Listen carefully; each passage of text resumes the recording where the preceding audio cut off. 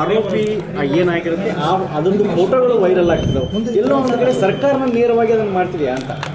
ಹಿಂದೆ ಅವ್ರನ್ನೇನು ಬೆಂಗಳೂರು ಜೈಲಿನಲ್ಲಿ ಅವ್ರ ಫೋಟೋ ಹೊರಗೆ ಬಿಟ್ಟಿದ್ದು ಸರ್ಕಾರನ. ಲಾಸ್ಟ್ ಟೈಮು ನೀವು ಹೇಳಿದ್ದೀರಿ ಸರ್. ಯಾಕಂದ್ರೆ ಮಾಧ್ಯಮದಲ್ಲಿ, ವಿಶೇಷವಾಗಿ ಇಲೆಕ್ಟ್ರಾನಿಕ್ಸ್ ಮಾಧ್ಯಮದಲ್ಲಿ, ಇವನ್ ಪ್ರಿಂಟ್ ಮಾಧ್ಯಮದಲ್ಲಿಯೂ ಸಾಕಷ್ಟು ಈ ಕೊಲೆ ಬಗ್ಗೆ, ಜೂನ್ದಲ್ಲಿ ಕೊಲೆ ನಡೆದು ಸಹಿತ ಇಲ್ಲಿವರೆಗೆ ಇದು ರಾಜ್ಯ ಕಂಡಂಥ ಅತ್ಯಂತ ಕ್ರೂರವಾದಂಥ ಒಂದು ಹತ್ಯೆ ಆದ್ದರಿಂದ ಇದು ಭಾಳ ಚರ್ಚೆ ಆಗ್ತಾಯಿತ್ತು. ಆದರೆ ಮುಂದೆ ಮೂಡಾ ಹಗರಣ ಬಂದ ನಂತರ ಮೂಡಾ ಹಗರಣದ ಬಗ್ಗೆ ಭಾಳ ದೊಡ್ಡ ಪ್ರಮಾಣದಲ್ಲಿ ಚರ್ಚೆ ಶುರುವಾಯಿತು. ವಾಲ್ಮೀಕಿ ಹಗರಣದ ಚರ್ಚೆ ಶುರುವಾಯಿತು.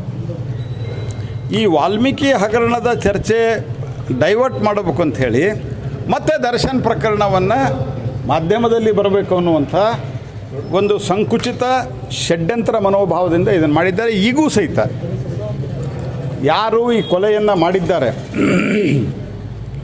ಅವರಿಗೆ ನ್ಯಾಯಾಲಯದಲ್ಲಿ ಅತ್ಯಂತ ಕಠಿಣವಾದಂಥ ಶಿಕ್ಷೆ ಆಗಲೇಬೇಕು ಅನ್ನೋಂಥದ್ರ ಬಗ್ಗೆ ಯಾವ ಅನುಮಾನ ಇಲ್ಲ.